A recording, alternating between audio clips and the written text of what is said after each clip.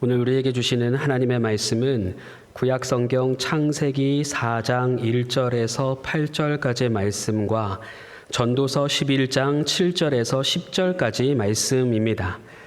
이제 말씀을 봉독합니다. 하나님의 말씀을 경청하시기 바랍니다. 아담이 그의 아내 하와와 동침하매 하와가 임신하여 가인을 낳고 이르되 내가 여호와로 말미암아 등남하였다 하니라. 그가 또 가인의 아우 아벨을 낳았는데 아벨은 양치는 자였고 가인은 농사하는 자였더라. 세월이 지난 후에 가인은 땅의 소산으로 제물을 삼아 여호와께 드렸고 아벨은 자기도 양의 첫 새끼와 그 기름으로 드렸더니 여호와께서 아벨과 그의 제물은 받으셨으나 가인과 그의 제물은 받지 아니하신지라. 가인이 몹시 분하여 안색이 변하니 여호와께서 가인에게 이르시되 내가 분하여 함은 어찌 됨이며 안색이 변함은 어찌 됨이냐. 내가 선을 행하면 어찌 낯을 들지 못하겠느냐. 선을 행하지 아니하면 죄가 문에 엎드려 있느니라. 죄가 너를 원하나 너는 죄를 다스릴지니라. 가인이 그의 아우 아벨에게 말하고 그들이 들에 있을 때에 가인이 그의 아우 아벨을 쳐 죽이니라. 빛은 실로 아름다운 것이라. 눈으로 해를 보는 것이 즐거운 일이로다. 사람이 여러 해를 살면 항상 즐거워할지로다. 그러나 캄캄한 날들이 많으리니 그 날들을 생각할지로다. 다가올 일은 다 헛되도다. 청년이여 내 어린 때를 즐거워하며 내 청년의 날들을 마음에 기뻐하여 마음에 원하는 길들과 내 눈이 보는 대로 행하라. 그러나 하나님이 이 모든 일로 말미암아 너를 심판하실 줄 알라. 그런즉 근심이 내 마음에서 떠나게 하며 악이 내 몸에서 물러가게 하라. 어릴 때와 검은 머리의 시절이 다 헛되니라. 아멘.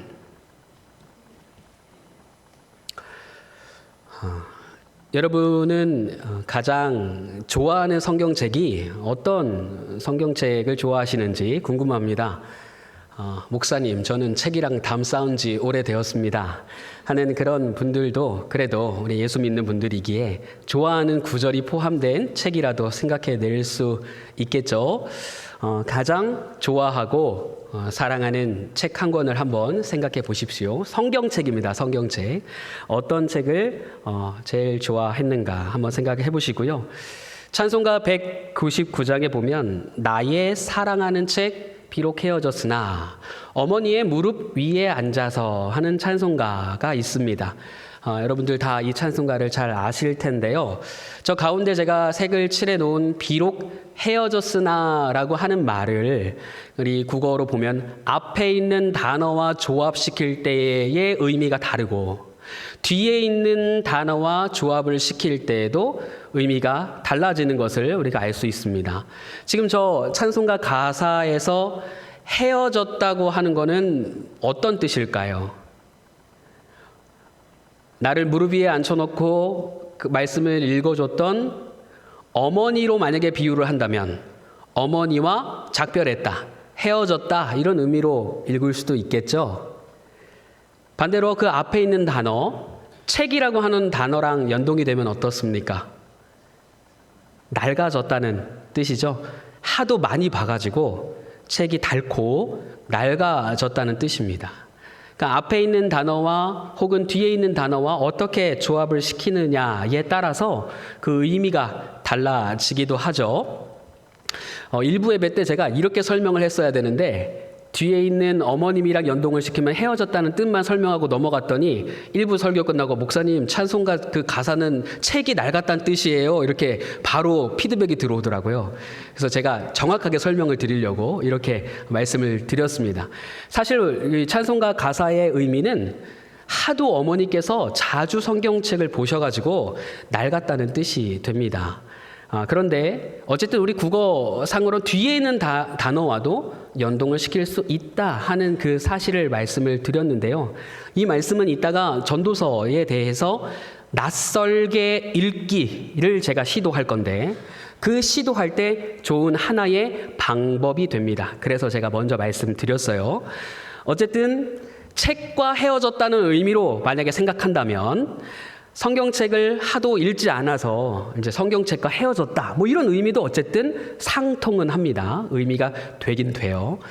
자, 근데 어쨌든 가장 사랑하는 책 한 권을 뽑아보세요 라고 하는 질문을 드렸을 때 전도서가 뽑힐 확률이 얼마나 되겠습니까? 아마도 제 생각에는요, 레위기나 예레미야, 애가랑 맞먹는 하위 순위에 들어가지 않나 싶어요. 왜 그렇겠습니까? 딱 책을 읽자고 폈는데, 아니면 이 찬송가 가사처럼 여러분들이 한번 상정을 해보십시오. 여러분들의 자녀나 손자, 손녀들을 무릎에 이렇게 앉혀놓고, 자, 할머니가 성경 읽어줄게 하고 전도서를 읽는다 생각해 보세요. 당장 책을 펴자마자 1장 2절에 무슨 내용이 나옵니까? 헛되고 헛되며 헛되고 헛되니 모든 것이 헛되도다. 그러면 이 이야기를, 자, 이제 할머니가 읽어줄게. 인생은 말이지 헛된 거란다. 그러니까 가치가 없어. 대충 살아라. 이렇게 말할 수 없잖아요.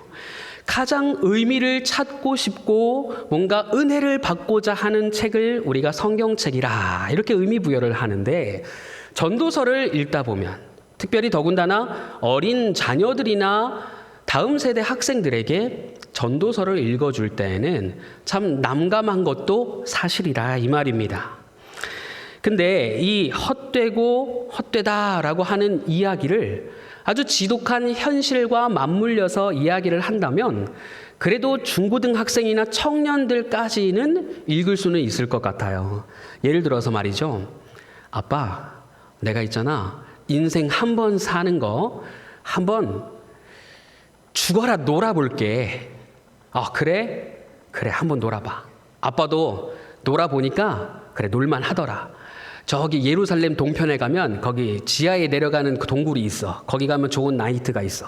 거기 가가지고 좀 한번 끝장나게 놀아봐. 뭐 이렇게 얘기하면 역시 우리 아빠야, 나의 마음을 알아주는구나 할 거 아니겠습니까? 아니면 아빠, 내가 좀 사업을 해보고 싶어. 그래? 아빠가 포도원이 2만 평이야. 아빠 포도원에서 한번 포도 사업 해봐. 와인을 해도 좋고 과일을 해도 좋아. 뭐 이렇게 얘기하면, 야, 역시 우리 아빠밖에 없어. 내가 아빠한테 말할 맛이 난다니까. 인생 상담할 맛이 난다니까. 뭐 이러면서 얘기하지 않겠어요? 그렇죠? 근데 아빠, 내가 한번 놀아볼게. 그럼 전도자가 이렇게 얘기하는 거죠. 내가 말이지 다 놀아봤는데 그거 별거 없더라. 됐어 놀지 마 이래요. 아빠, 내가 사업을 좀 해볼게. 야, 아빠가 포도원이 2만 평이야. 이렇게 내가 예루살렘에 살던 먼저 있던 사람들보다 훨씬 더 돈 많이 벌었어. 돈 그렇게 많이 벌어보니까 별거 없더라. 됐어, 그냥 사업 접어. 그래? 자식이 아버지한테 그렇게 얘기하고 나서 이런 대답을 듣는다면 얼마나 바람이 빠지고 기가 꺾이겠어요. 그래? 그럼 내가 한번 이렇게 얘기하면 아빠한테 칭찬받겠지? 아빠, 내가 한번 공부를 해볼게. 그래? 공부를 해봐? 세상에 이렇게 듣기 좋은 얘기가 있어. 공부를 다 한다 그러고 기특하다. 열심히 해봐. 이러면 또 이제 괜찮잖아요. 근데 아빠가 임마 저기 왕궁 옆에 도서관 한번 가봐. 아빠가 쓴 잠언이 3,000가지야. 3,000가지. 공부해봐야 머리만 아파. 하지마. 소용이 없더라. 이렇게 얘기하는 거예요. 그럼 아빠는 도대체 나를 뭐 하고 살라는 거지? 그래, 그럼 난 노래를 잘하니까 노래를 한번 해봐야겠다. 아빠, 내가 노래를 한번 해볼게. 이놈의 자식, 아빠가 노래 해볼 만큼 해봤어. 내가 쓴 노래만 1,005편이야. 저 왕궁 옆에 작업실 가봐. 아빠가 쓴 노래들이 수두로 빽빽하게 들어있어. 그러면 나는 뭘 하고 살란 말이야? 인생 정말 살맛 안 난다. 우리가 가상의 시나리오를 전개해봤지만 전도서를 읽다 보면 이런 기분이 든다 이 말입니다. 그도 그럴 것이, 게다가 전도서를 우리가 읽을 때 그 전도서의 저자를 누구로 알고 계십니까? 예, 솔로몬으로 다들 알고 계세요. 솔로몬이 어떤 사람입니까? 그 당시에 가장 지혜로운 왕이었어요. 공부 가지고는 아빠한테 비빌 수가 없는 거야. 돈은 얼마나 많았게요. 이스라엘의 최전성기를 다스렸던 왕이거든요. 그러니 얼마나 나라에 힘도 셌고 부도 가졌겠습니까? 그런 솔로몬이 가난한 사람의 마음을 이해할 수 있었겠습니까?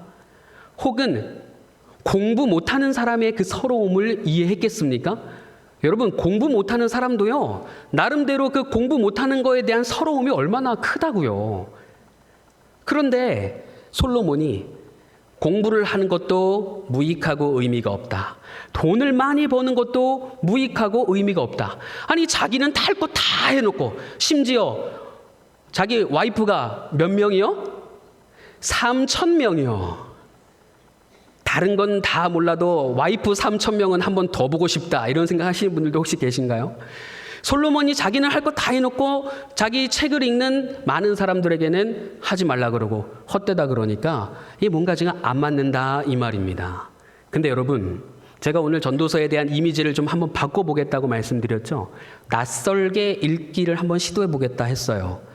만약에요, 전도서의 저자가 솔로몬이 아니라면요? 상상이 아니고요, 실제 학설입니다. 전도서의 저자는요, 솔로몬이 아닐 가능성이 오히려 더 높습니다. 12장 끝에 보면요, 전도자에 대한 평가하는 구절이 등장해요. 전도자 본인이 썼으면 자기가 자기를 평가할 수 없잖아요. 그런데 제3자인 듯한 문체가 등장해서 솔로몬이라고 그동안 우리가 알고 있었던 그 전도자에 대해 평가를 내리는 본문이 등장합니다. 그 본문적 근거로 봤을 때, 이 저자가 솔로몬이 혹시나 아닐 수도 있다라는 그런 이제 학설을 제기하는 그 추세가 요즘에 많이 강화되었습니다. 또 이렇게 전도자가 전도자의 말씀이라라고 전도서 1장 1절에 소개를 하고 있거든요. 자, 보세요. 아까 나의 사랑하는 책 가사를 제가 예로 들었어요. 헤어지다라는 뜻은 책이 낡았다는 뜻이지만 책에 혹은 사람에게 다른 의미로 대입을 하면 작별했다, 멀리 떨어졌다 하는 의미로도 상통한다 그랬잖아요. 그것과 마찬가지로 히브리어 문법에 보면요, 저 다윗의 아들, 그리고 그 사이에 예루살렘 왕, 그 다음에 전도자라고 하는 단어가 연달아 나오거든요. 근데 예루살렘 왕이라고 하는 말이 우리말에서는 저 전도자를 수식하는 걸로 번역이 된 거예요. 그러니까 다윗의 아들 중에 왕이 된 전도자는 누구밖에 없어요? 솔로몬밖에 없는 거야. 그래서 그동안 저자가 솔로몬으로 전해졌던 것이죠. 그런데 여러분, 히브리어 원어의 방법으로 읽으면요, 저 예루살렘 왕이라고 하는 말은 다윗을 수식하는 거예요. 예루살렘 왕 다윗의 아들 전도자의 말이라. 그러면 다윗의 아들은 더 많았잖아요. 솔로몬이 아닐 수도 있다는 것이죠. 그러면 솔로몬이 저자가 아니라고 하는 근거는 여러 군데에 나와 있어요. 그러면 만약에 솔로몬이 전도서를 쓰지 않았다고 하는 이야기를 제가 왜 굳이 드리느냐? 만약에 솔로몬이 아닌 제3자가 전도서를 썼다고 가정을 하면 굳이 나는 솔로몬의 제자다, 나는 솔로몬의 지식을 따르는 학파다, 이렇게 밝혀도 충분하잖아요. 그런데 굳이 전도자라고 익명 뒤에 숨는다, 이 말입니다. 아니, 뿐만 아니라 여러분, 잠언 말씀에 보면 첫 구절에 뭐라고 되어 있습니까? 솔로몬의 잠언이라 이렇게 나와요. 아가서도 이렇게 시작해요. 솔로몬의 아가라. 그러면 왜 전도서만 자신의 이름을 밝히지 않느냐라는 거예요. 뭔가 이유가 있다는 거거든요. 이렇게 되면 전도서의 저자가 솔로몬이 아닐 가능성이 훨씬 높고, 그리고 그 제3자가 전도서를 쓴다고 했을 때 어떤 특정한 자신의 이름을 밝히지 않고 솔로몬을 사람들이 생각하게 만든 다음 자기가 하고 싶은 말을 그 솔로몬이라고 하는 사람의 그 이름과 힘을 빌려서 하고 있다라는 것이죠. 한마디로 이 당시의 사람들이 누구와 같이 되는 것이 꿈이었느냐? 솔로몬처럼 되고 싶었다라는 거예요. 그러면 여러분 생각해 보세요. 여러분들 좋아하시는 취미 생활이나 뭐 여러 가지 분야가 있을 거 아닙니까? 그 분야의 권위자가 만약에 책을 썼어요. 그러면 여러분들이 관심 있는 분야의 권위자가 책을 썼으면 우리는 당연히 그 책을 어떻게 해야 됩니까? 사서 읽어보겠죠. 다른 사람이 말하는 건 듣지 않아요. 똑같은 말이라도 우리 어머니가 하는 말은 무시가 되는데 똑같은 말이라도 내가 그 좋아하는 권위자가 하면 받아들여지는 거예요. 그렇죠? 그러니까 엄마들이 서러워. 애들이 제일 만만히 보는 게 엄마들이잖아요. 예? 똑같은 말을 해도 밖에서 말하면 친구가 말하면 다 듣고 어머니가 말하면 안 듣고. 어쨌든 솔로몬이 되고자 하는 사람들, 곧 부귀와 영화와 권력과 힘을 누리고 싶은 사람들이 이 당시에도 많았는데 그 사람들에게 뭔가 교훈을 주려면 솔로몬의 이름이 필요한 거예요. 근데 그 교훈의 내용은 솔로몬의 삶과 혹은 삶의 방향과는 다른 것이기 때문에 이러한 익명의 내용으로 다만 솔로몬을 추측할 수 있도록 힌트는 주되 그러나 그 교훈하는 내용은 다른 방향의 것을 제시하고 있다라는 거죠. 한마디로 말하면 솔로몬처럼 살아봐야 소용없다. 그거 옳은 방향이 아닐 수 있다. 그것을 한마디로 헛되다라고 교훈하고 있다라는 겁니다. 하나님의 뜻은 솔로몬처럼 되라라는 것이 아니었기 때문에 저자의 문제를 시비 걸고 하기보다도 전도서의 이 숨은 의도와 목적을 우리가 한번 생각해 봄이 마땅하다. 그래야 전도서가 그동안 읽을 때 아이고 이건 참 뭔가 염세적인 것 같기도 하고 비관적인 것 같기도 하고 읽으면 뭔가 힘이 나는 게 아닌 것 같아 하는 그런 선입견과 오해를 내려놓을 수 있다라는 생각이 듭니다. 자, 여러분 전도서의 저자에 대해서 제가 새롭게 읽기를 제시했어요. 자, 그 다음 전도서의 주제는 뭐로 알고들 계십니까? 전도서의 주제, 핵심 키워드나 핵심 요절을 골라본다면 어떤 구절이나 단어가 전도서의 핵심이겠습니까? 그렇죠. 1장 2절에 우리가 읽었잖아요. 똑같아요. 헛되다가 전도서의 주제라고 알고 있어요. 근데 여러분 그것도 제가 한번 다시 바로 잡아보려고 합니다. 전도서에 헛되다라고 하는 말과 동일한 빈도 혹은 비슷한 빈도로 등장하는 단어가 두 가지가 있습니다. 첫 번째는요, 하나님을 경외하라는 단어입니다. 하나님을 경외하라. 전도서가 총 12장으로 되어 있는데 3, 5, 7, 9 중요한 장마다 연결 고리고리마다 저 단어가 마치 노래의 후렴구처럼 반복되어 있어요. 하나님을 경외하라. 사람이 인생이 헛되고 인생에 대한 의미를 못 찾게 만들어 놓으셨는데 그 이유가 뭐냐? 하나님을 신뢰하고 하나님을 의지하고 하나님을 경외하게 하기 위함이다. 이렇게 이야기해요. 전도서의 주제는 하나님을 경외하라는 데에 있습니다. 두 번째 주제는요, 역시나 마찬가지 빈도로 나오는데요, 기뻐하고 즐거워하라라는 단어예요.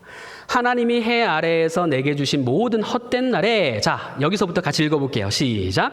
내가 사랑하는 아내와 함께 어떻게 즐겁게 살지어다. 청년이여 내 어린 때를 어떻게 하며 즐거워하며 내 청년의 날들을 마음에 기뻐하며. 여러분 전도서의 주제는 이렇게 허탄한 날들 가운데에서라도 기뻐하고 즐거워하라. 이것이 전도서의 주제입니다. 하나님을 경외하는 것과 하나님이 주신 삶을 기뻐하고 즐거워하라는 것, 그것이 전도서의 핵심이다라고 말씀을 드립니다. 자, 그러면 주제가 이러한데, 아니 도대체 주제는 그렇다고 한다면 이왕이면 심상을 좀 긍정적으로 좋은 걸로 끌고 가지 왜 그렇게 헛되다고 했을까? 여러분 헛되다라고 하는 원어의 발음이 헤벨입니다. 헤벨. 한번 소리내서 해보실게요. 헤벨이에요. 헛되다. 그러면은 1장 2절을 물론 어미는 조금씩 바뀌지만 그냥 제가 가르쳐드린 이 단어로만 반복하면 헤벨. 헤벨이라고 하는 단어가 계속해서 반복되고 있다는 거죠. 이게 지금 여호와를 경외하는 것과 기뻐하고 즐거워하라는 것과 어떤 관계가 있다는 겁니다. 그 관계가 어떤 관계에 있는지를 알기 위해서 우리는 이 이야기를 읽어볼 필요가 있는 거죠. 여러분, 이 헤벨이라고 하는 단어가 어디에서 왔냐면 발음이 뭐랑 비슷한가요? 힌트는 오늘 창세기 4장 본문이에요. 예? 헤벨이 뭐랑 그렇죠. 뭐랑 비슷해요? 아벨이랑 비슷해요. 실제로 이 헤벨이라고 하는 말은 아카드어, 아벨에서 왔습니다. 그러니까 뭔가 헤벨 하고 솔로몬처럼 되기를 원하는 사람들에게 외치는 이 단어는 아벨의 이야기가 뭔가 묻어 있다라는 거예요. 여러분, 가인과 아벨의 이야기를 잘 아시죠? 가인의 이름 뜻은 얻음이란 뜻입니다. 소유, 내가 얻었다. 아벨이라고 하는 뜻은요, 고통 혹은 덧없음, 없음이에요. 없음. 가인이라고 하는 뜻은 의미가 있고요, 아벨이라고 하는 이름은 의미가 없는 거예요. 실제로 여러분, 아담과 하와가 선악과를 따먹고 에덴 동산에서 추방당했잖아요. 그 삶이 얼마나 팍팍했을까요? 그 상실감, 그 두려움, 사는 대로 마음대로 되지 않고 무엇보다도 해산의 수고와 그리고 노동의 수고를 해야 되는 상황이잖아요. 얼마나 사는 게 빡빡하겠어요. 근데 그런 상황 가운데 새 생명이 찾아온 거예요. 우리 여기 계신 분들 중에 자녀분들을 힘들고 어렵게 얻으신 분들 계시죠? 그 아이가 여러분들에게 처음으로 안겼을 때로 한번 생각해 보세요. 얼마나 큰 의미로 다가옵니까? 아담과 하와에게 첫 아들 가인은요, 엄청나게 소중한 존재였어요.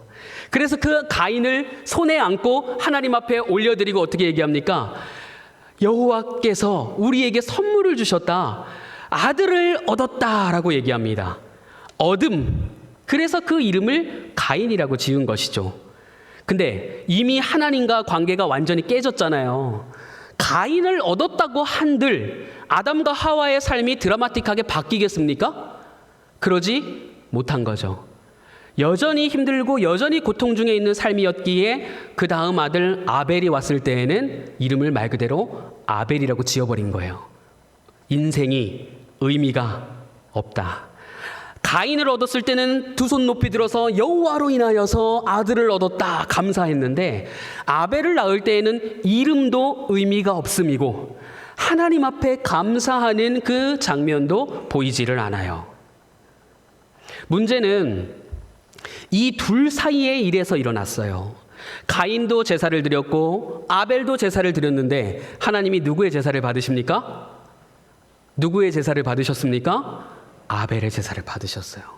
여러분, 그러면 아벨이 제사를 드림에 있어서 하나님이 받으실 만한 옳은 행위를 했습니까?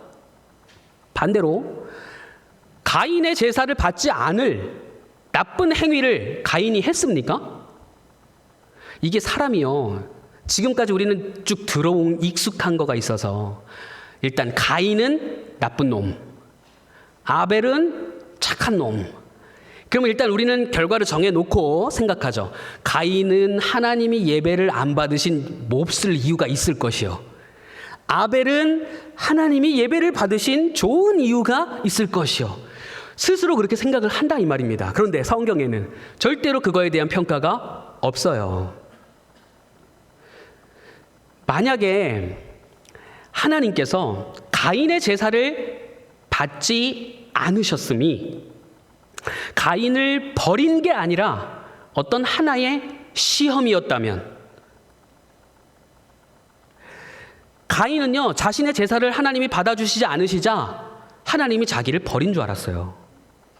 하나님이 버린 줄 알았다니까요. 거기서 유혹에 넘어진 거예요. 아벨을 죽일 이유가 있습니까, 없습니까?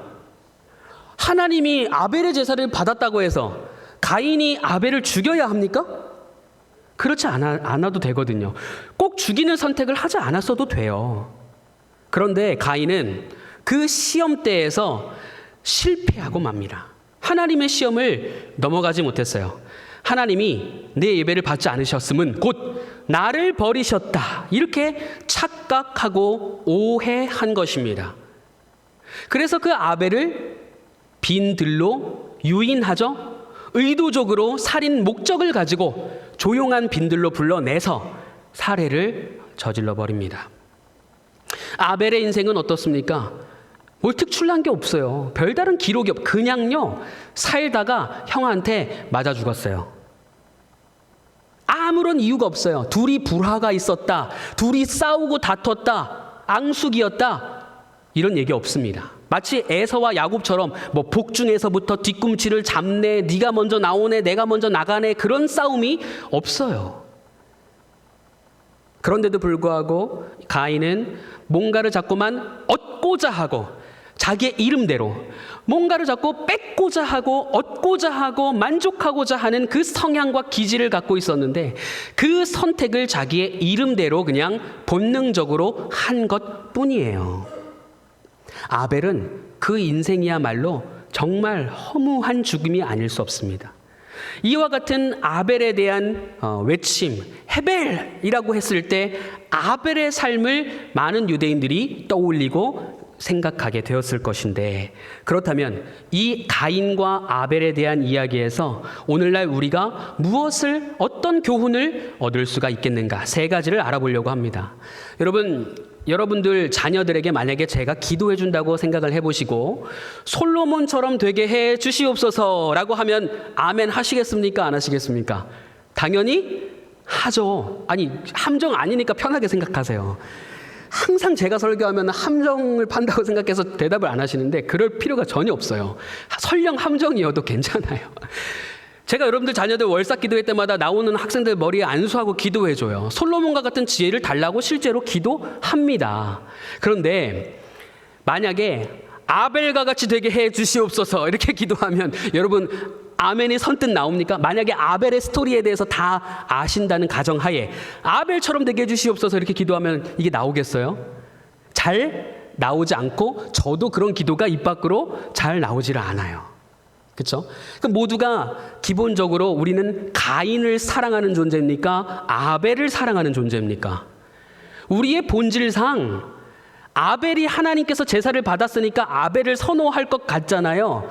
우리의 일상생활에서는 전부 다 가인과 같은 삶을 살고요, 전부 다 솔로몬과 같은 열망을 가지고 살아가요. 티만 안 나고 다소 속도가 차이 날 뿐이지, 속도가 티가 나냐 안 나냐의 차이지, 그 방향을 향해 우리는 함께 걸어가고 있다니까요. 그런 우리에게 전도자가 이렇게 이야기하는 거예요. 아벨이라고요. 우리가 걸어가야 할 방향은 가인이 아니라 아벨이라는 것입니다. 이렇다면 전도자의 외침이 다 해볼 거 다 해보고 뭔가 부귀영화를 다 누려본 사람이 하는 얘기가 아니라 정말 삶의 먼지와 같은 자리에서, 처절한 자리에서 외치는 그 외침이야말로 바로 이 아벨이 아니겠는가 생각하게 되는 것이죠. 그래서 이 가인과 아벨 얘기를 생각할 때 우리는 아벨의 방향으로 가야 한다는 그 정당성과 당위성을 가지고 우리가 이제 앞으로 말씀을 들어야 된다 이 말입니다. 첫 번째로는요, 가인이 자신의 이름대로 자꾸만 얻으려고 하고 뺏으려고 하고 만족하려고 할 때 그때 항상 유혹이 찾아와요. 그 유혹이 찾아올 때 항상 우리는 어떻게 해야 하느냐? 죄를 다스려야 합니다. 저를 따라서 해보시겠습니다. 죄를 다스려야 한다. 하나님께서 분명 제사를 받지 않으셨을 때 뭐라고 얘기 안 하셨어요. 그런데 가인이 안색이 딱 변하는 걸 보시자 위기감을 느낀 하나님, 벌써 가인의 심정을 알아차린 하나님이 죄가 문 앞에 서 있어 이제부터는 예배를 받고 안 받고는 내 몫인데 앞으로 네가 죄를 짓는지 안 짓는지는 너의 몫이야 라고 경고하셨어요. 너는 죄를 다스릴지니라 그렇게 말씀하셨거든요. 근데 가인은 그 경고를 무시해버렸습니다. 그저 자기 이름대로 하나님의 경고를 무시한 채 아벨, 그 무의미한 것, 나에게 이득이 되지 않는 것, 무의미한 그것을 죽여버렸다 이 말입니다. 여러분, 요즘 시대가 무의미한 시간을 허비하고 소비하는 것을 굉장히 싫어합니다. 이렇게 하는 것은 정말 가치가 없어, 무의미해. 이런 일 하는 게 무슨 의미가 있어? 예를 들어서 내가 이런 소리 들으려고 내가 이 일까지 해야 해? 내가 이 소리 들으면서 교회 일 해야 해? 내가 이런 무시를 받으면서 설교해야 해? 이런 고민들, 이런 말들 우리 자주 하지 않습니까? 근데 우리가 이런 말들을 할 때 정말 그 이면에는 무의미하고 내가 가치 없는 존재로 여겨지는 것을 거부하고 거절하는, 반대하는 그런 성향이 있기 때문에 우리가 이런 불평을 하고 이런 말을 하게 되는 것 아니겠습니까? 그렇죠? 그래서 우리가 항상 이 무의미한 것들을 대할 때 나오는 태도, 죄짓기 가장 유리하고 가장 임박한, 죄가 임박한 상황은 내가 가치가 없다고 생각하는 그 판단이 드는 순간, 그때가 바로 가인이 아벨을 들로 불러내는 순간이라 할 수가 있겠습니다. 그때 우리는 죄를 다스려야 해요. 그 사실을 우리가 기억해야 하는 것이죠. 오늘 본문 4장 7절, 창세기 4장 7절 말씀에 이렇게 돼 있어요. 네가 선을 행하면 어찌 낯을 들지 못하겠느냐. 선을 행하지 아니하면 죄가 문에 엎드려져 있다. 죄가 너를 원하나 너는 죄를 다스려라. 이 말을 오늘 전도서가 받고 있어요. 11장 말씀에서 받을 때 뭐라고 받냐면 이 죄를 다스리는 구체화로 두 가지를 얘기합니다. 근심이 내 마음에서 떠나게 하며 악이 내 몸에서 물러가게 하라. 자, 다시 한번 해볼까요? 여러분 그런즉부터 전도서 말씀을 같이 읽어볼게요. 시작. 그런즉 근심이 내 마음에서 떠나게 하며 악이 내 몸에서 물러가게 하라. 아멘. 항상 무의미한 것들을 견뎌내야 하는 순간들이 오는데 그때마다 우리는 우리의 근심과 우리 속에 도사리고 있는 악을 물리쳐내야 한다라는 것입니다. 이것이 우리가 실천해야 할 첫 번째 사항, 죄를 다스려야 한다였습니다. 자, 두 번째는요. 첫 번째가 죄를 다스리게 하라. 두 번째는 하나님의 형상임을 기억하라라는 거예요. 저를 따라해 보시겠습니다. 하나님의 형상임을 기억하라. 자, 이게 무슨 말이냐면요. 여러분, 아벨이 살해당한 이후에 하나님이 가인을 부르셨어요. 가인을 부르시고 누구를 찾으십니까? 아담이 숨었을 때는 아담아 네가 어디 있느냐 아담을 찾았거든요. 근데 가인을 찾고서는 누구를 찾냐면 가인에게서 아벨을 찾아요. 의미라고 하는 의미에게서 무의미를 찾으신다라는 거예요. 네가 죽인 그 무의미한 것 어딨냐. 이 하나님의 부르심에 가인이 받아쳐버려요. 말대꾸를 합니다. 아벨의 직업이 목자였거든요. 양을 돌보는 사람이었어요. 그것을 빗대어서 마치 조롱이라도 하듯이 하나님, 내가 내 아우 아벨을 지키는 자입니까? 아벨 저한테 맡겨놓으셨어요? 저는 아벨을 돌보는 자가 아닙니다. 라고 딱 선을 그어버려요. 근데 여러분, 하나님이 언제 아벨을 가인에게 맡긴 적이 있습니까? 그런 적 없어요. 자기가 괜히 찔리니까 그런 얘기를 하는 거죠. 그런 상황 가운데에서 하나님이 이 아벨을 찾으셨다. 가인에게 뭐라고 하시는 게 아니라 그 사라진 존재, 무의미하고 허무하게 사라진 그 존재 아벨을 하나님이 원하시고 하나님이 찾으셨다라는 것입니다. 가인이 아벨을 죽일 필요가 없었다고 하는 점, 그리고 하나님이 다 알고 질문하셨음에도 불구하고 하나님 앞에 대들었다는 점, 이와 같은 완악함, 이런 모습을 보면서 우리의 죄성을 한 번 더 우리가 발견하게 되는 것입니다. 여러분, 오늘 나가실 때요, 제가 꽃다발 준비했어요. 한 분 한 분 빠지지 마시고 다 꽃다발 받아갖고 가세요. 그리고 나는 꽃은 어차피 시드니까 아깝다. 나는 봉투로 달라 하시는 분 계시죠? 그런 분들을 생각해서 꼭 꽃다발에 해당하는 돈을 넣은 봉투도 준비했어요. 그러면 이걸 한 분씩 문에 나가시면서 다 가져가세요. 라고 말하니까 꽃이 너무 비싸서 사지는 못했어요. 이런 물가가 엄청 비쌉니다. 이렇게 말을 하는 순간 좋으시던 분들, 눈을 감고 계시던 분들도 꽃이라고 하는 단어가 나오고 봉투라고 하는 단어가 나오니까 입에 웃음과 미소가 이렇게 싹 지어지는 거예요. 꽃, 시원한 바람, 미소. 여러분, 이런 것들은요, 사람들이 가치가 없다고 여기는 것들이에요, 사실은. 저에게, 여러분들에게 제가 좋은 선물 드리겠어요? 저의 살인 미소를 드리겠습니다 하면 여러분들이 와 하겠어요? 비웃겠어요? 자, 선물은 저예요 이러면서 제가 머리에다가 리본 묶고 와가지고 여러분께 드립니다. 마음껏 누리세요. 뭐 하는 거야 저 목사는? 이렇게 생각하지 않으시겠어요? 그렇죠? 다 가치가 없다고 생각하는 것들이에요. 근데 생각해 보세요, 여러분. 꽃 하는 순간 여러분들의 얼굴에 미소가 지어졌단 말이에요. 무의미한 것들을 사랑할 줄 아는 사람들이 이 허무한 인생에서 즐겁게 살아갈 수가 있다 이 말입니다.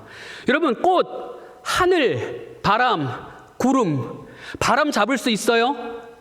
웃음 잡을 수 있어요? 기쁨 만질 수 있어요? 만질 수 없고 잡을 수 없고 가치가 없고 일시적으로 지나가는 것들이라 여겨져요. 하지만 이 모든 것들의 이름을 누가 지어줬습니까? 하나님이요? 웃음이라고 하는 단어, 미소라고 하는 단어를 누가 지었어요? 사람이 지었어요. 근데 이 사람이 짓는, 어떻게 이 아름답게 여러분 저보고 웃어보세요. 싱긋. 발음해보세요. 싱긋. 이렇게 예쁘게 웃으시는 저 모습들을 우리는 미소, 웃음이라고 하는 단어를 붙여놨단 말이에요. 도대체 이렇게 붙일 생각을 어떻게 했냐 말이에요. 여러분, 이게 어디서 오는 거냐면 무의미에서 의미를 창조하는 능력. 이거는 하나님께서 하나님의 형상으로 우리에게 주신 능력이에요. 우리는 무의미에서도 의미를 창조할 수 있는 사람들이라니까요. 에덴 동산에 아담을 두셨어요. 그 아담이 보는 동물들, 자기도 흙으로 지어진 주제에 같은 흙으로 지어진 동물들을 보면서 이름을 불러줬어요. 그 이름을 불러줬을 때 그 짐승들에게 이름이 된 거예요. 각 생물을 불렀는데 곧 그 이름이 됐다. 여러분, 이름은 곧 그 생명체의 의미잖아요. 아무런 의미가 없는 자들에게 생명력을 부여해주고 의미를 부여해줄 수 있는 이 하나님의 형상, 이 하나님의 지혜가 바로 아담에게 주어졌고, 그것이 우리 인간이 가지고 있는 고유의 능력이에요. 여러분, 저는요, 제 딸이 태어나서 처음 준 선물을 담았던 비닐봉지를 아직도 갖고 있어요. 여러분, 비닐봉투는 밖에다 버리면 뭐예요? 쓰레기예요. 근데 그 쓰레기를 간직하고 있는 저는 바보네요. 근데 왜 저 쓰레기 같은 썩지도 않는 영원한 그 비닐을 제가 갖고 있을까요? 내 딸이 태어나서 나에게 처음 준 선물을 담은 봉지라고. 선물도 아니에요. 선물을 담은 봉다리라고. 그것도 좋아하는 거야. 의미를 부여하니까 쓰레기가 소중한 선물이 됐어요. 이게 인간의 능력이라니까요. 이와 같은 능력, 하나님의 형상이라는 사실을 우리가 기억해야 돼요. 그래야지만 무의미한 것들을 우리가 배제시키지 않고 소외시키지 않고 업신여기지 않고 우리 주변에 그 소중한 웃음, 소중한 눈빛, 소중한 교회 일들, 이런 것들을 죽이지 않을 수 있다라는 겁니다. 우리가 함께 밥을 먹고 함께 같은 좋은 것을 보러 가고 이런 소중한 시간들이 있잖아요. 여러분, 이 시간들은 의미 없는 것처럼 다 사라지고 지나갑니다. 아벨과 같아요. 근데 이 아벨을 사랑하는 자들에게 이 허탄한 인생, 헛된 인생을 기쁘게 살아갈 수 있는 은혜가 있는 줄 믿습니다. 그 소중함을 위해서 아벨이라고 외쳤던 것입니다. 마지막 세 번째입니다. 말씀을 안 읽었군요. 이 말씀을 읽어야지만 꼭 도움이 됩니다. 전도서 12장 말씀이에요. 전도서 12장 1절 말씀인데요. 헛되다 말해놓고 마지막에 이렇게 이야기합니다. 청년의 때에 너의 누구를 기억해라. 창조주 하나님. 아니, 전도서는요 이미 시간이 많이 흘러서 거의 바벨론 포로기 이후가 될 수도 있어요. 근데 무슨 갑자기 창조주 하나님이 나와요? 바로 지금 제가 말씀드린 이 부분 때문에 그래요. 헛되고 헛된 무의미한 인생이지만 창조주 하나님을 기억하라. 그럴 때 하나님께서 우리에게 주신 이 하나님의 형상, 하나님의 지혜, 하나님의 능력이 다시 재생되고 발현된다라는 말씀이었습니다. 여러분 믿으십니까? 아멘. 세 번째는요, 아벨. 이 아벨을 찾으실 때 하나님께서 이 아벨을 찾으실 뿐만 아니라 아벨이 되셨다라는 거예요. 아벨이 되셨다. 이 아벨이 되셨다라는 사실을 우리가 기억할 때 어떤 일이 일어나냐면 우리의 즐거움이 회복되는 거예요. 그래서 마지막 세 번째 교훈은 즐거움을 회복하라입니다. 저를 따라서 해보시겠습니다. 즐거움을 회복하라. 요즘에 여러분 찬송 부르고 설교 듣고 이렇게 하실 때 즐거우십니까? 그렇죠? 빨리 아멘 하셔야 돼요. 여러분 모든 인생은 타이밍입니다. 타이밍이 좋아야 돼요. 여러분 근데 만약에 도무지 말씀을 읽고 설교도 듣고 좋은 찬양을 들어도 나는 기쁘지가 않다라고 하면 정말 불쌍한 사람들이 바로 우리 그리스도인들입니다. 정말 우리는 하나님의 은혜가 필요한 자들입니다. 내가 도대체 이 무의미한 것들 속에서 어떻게 의미를 찾아야 되냐.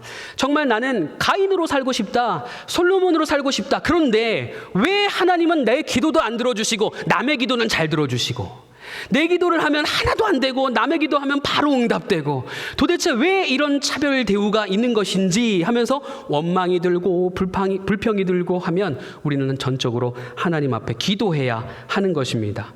여러분 주님께서 이 수많은 무의미한 사람들 아벨과 같은 사람들을 그들을 찾아가셨습니다. 향유 옥합을 부은 여인 기억하시죠? 1년치 연봉을 부었어요. 1년치 연봉을 붓는 걸 보고 주변에 있는 바리새인들과 서기관들이 뭐라고 비난했습니까?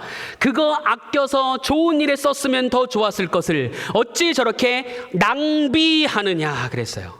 근데 예수님은 그 장면을 보면서 뭐라고 말씀하셨어요? 무슨 낭비냐? 이 여인은 나의 죽음을 준비했다. 언제든지 이 복음과 나의 이야기가 전파되는 곳에는 이 여인의 이야기가 함께 전파될 것이다. 남들이 볼 땐 무의미하다라고 하는 것에서 우리 하나님은 의미를 찾았고 주님은 그 의미를 가지고 자신에게 적용시키심으로 남들이 의미 없다 하는 그 익명의 여인을 자신의 영원한 인생에 끌어당기셔서 그 영원한 동반자가 되어주셨다라는 것입니다.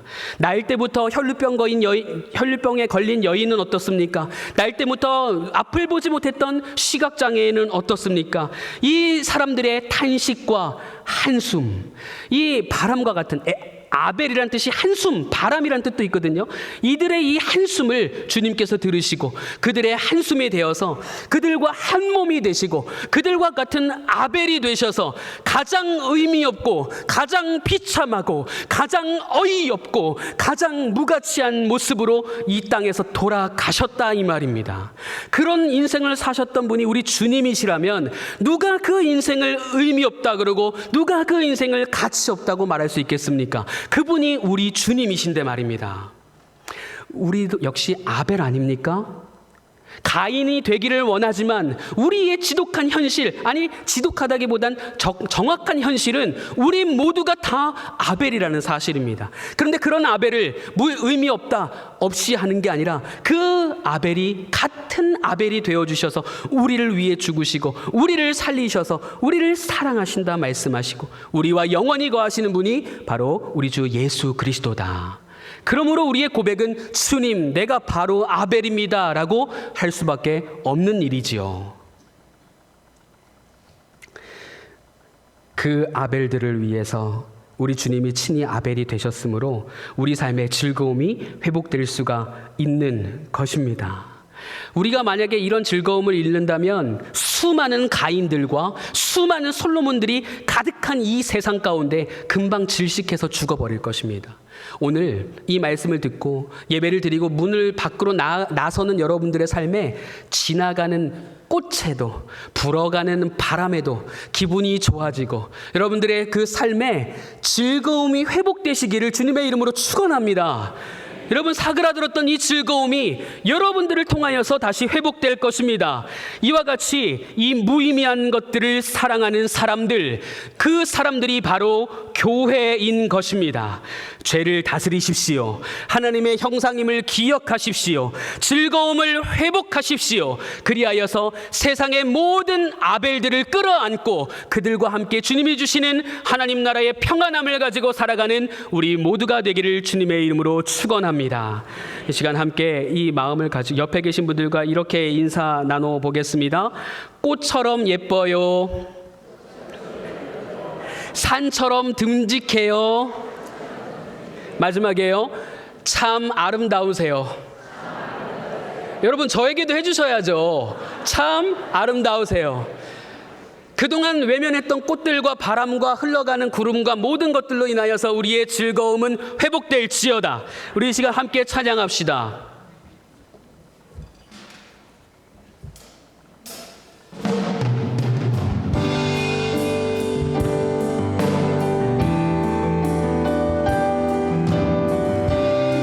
우리와 같은 아벨이 되어주신 우리 주님을 찬양하며 우리의 고백을 올려드립시다.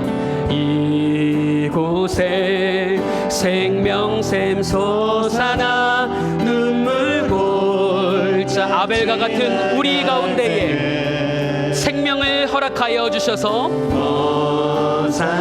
열매 맺히고 미소와 웃음이 가득할 것입니다.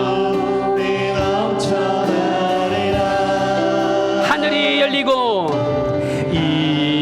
이곳에 하늘이 열리고 모든 이가 보게 되리라. 마침내 꽃들이 피고 마침내 꽃들이 피고 영광의 주가 오시리라. 아벨과 같은 우리가 함께 꽃들도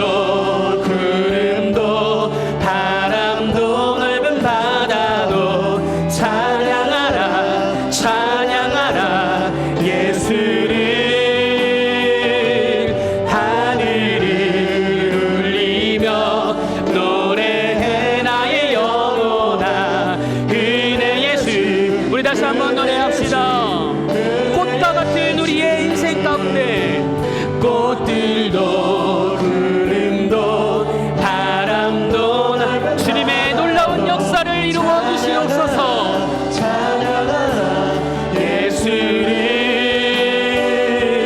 하늘이 울리며 노래해 나의 영혼아 그네 예수 그네 예수 그네 예수.